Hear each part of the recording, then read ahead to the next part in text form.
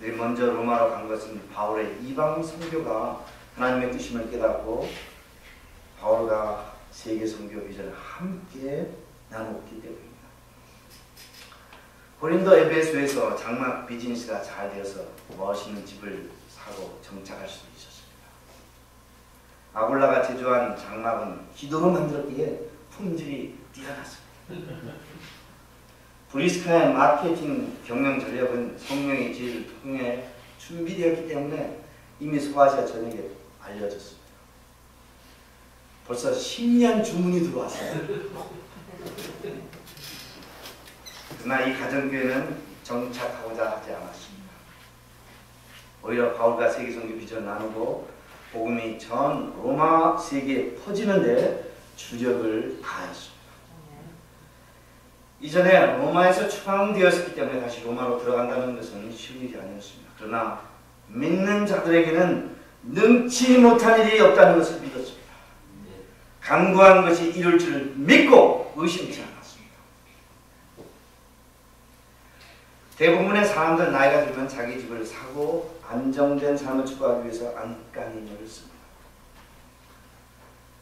그러나 우리는 브리스카와 아굴라처럼 하나님의 종들과 세계선교 비전을 나누어야 되겠습니다. 그래서 언제든지 어느 곳에든지 하나님의 나라를 위하여 동역하는 삶을 살아야겠습니다. 한국 UBF의 가정교회들이 유럽 선교 비전을 함께 나눌 수 있기를 기도합니다. 유럽으로 전문인 선교사들로 나올 수 있기를 기도합니다. 아멘. 제5장 성경 선생이요 제자 양성가인 브리스카와 아굴라. 사도행전 18장과 28절에서 18장 24절에서 26절까지 브리스카와 아굴라가 어떻게 아굴라를 도왔는지 살펴볼 수 있습니다. 우리 경바나바 목사님께서 읽어주시겠습니까? 사도행전 18장 24절에서 26절까지.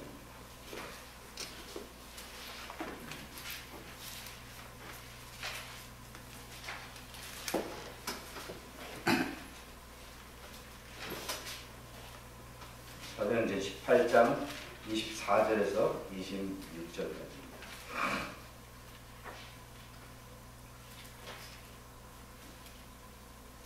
알렉산드리아에서는 아굴라라고 하는 유대인이 에베소에 이르니 이 사람은 언변이 좋고 성경에 능통한 자라. 그가 일찍이 주의 도를 배워 열심으로 예수를 하는 것을 자세히 말하며 가르치나 요한의 세례만 알따릅니다.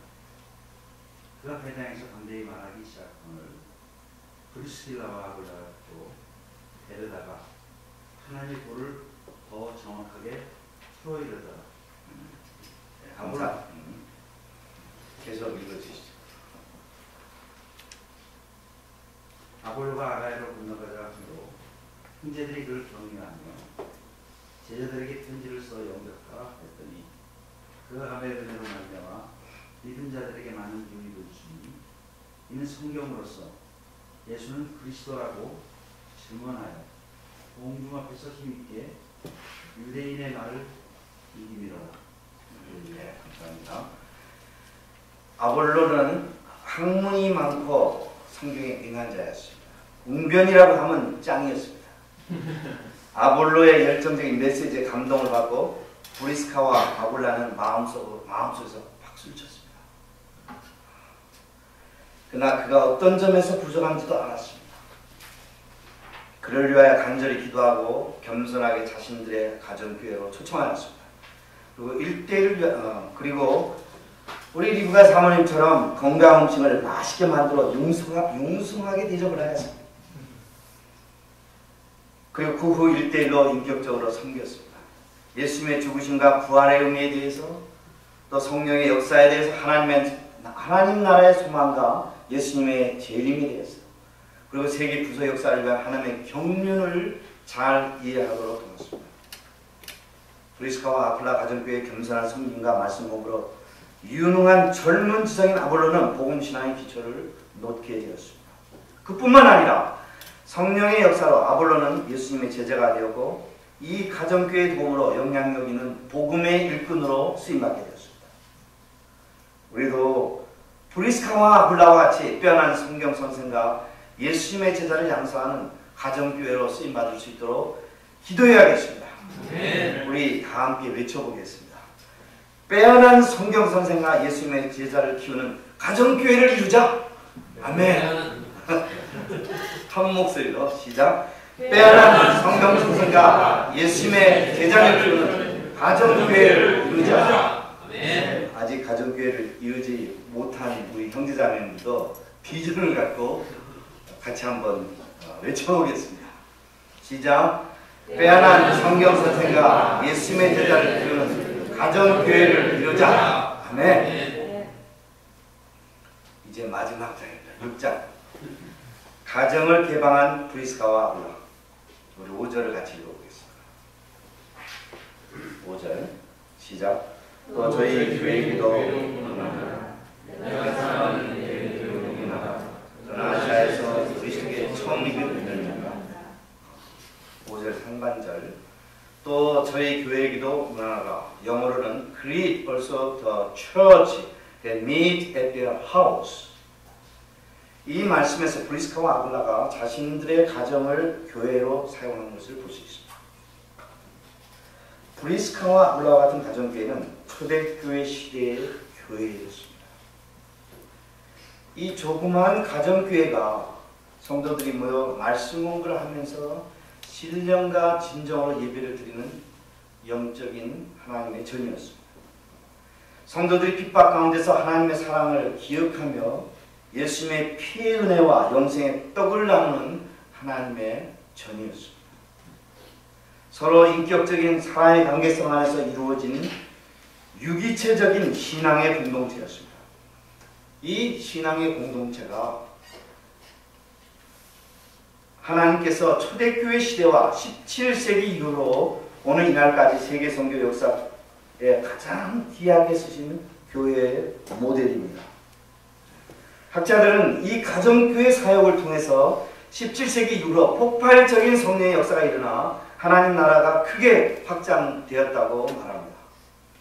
대부분 사람들은 마틴 루터의 종교개혁은 알고 있지만 가정교회를 통한 제2의 종교개혁에 대해서는 모르고 있습니다.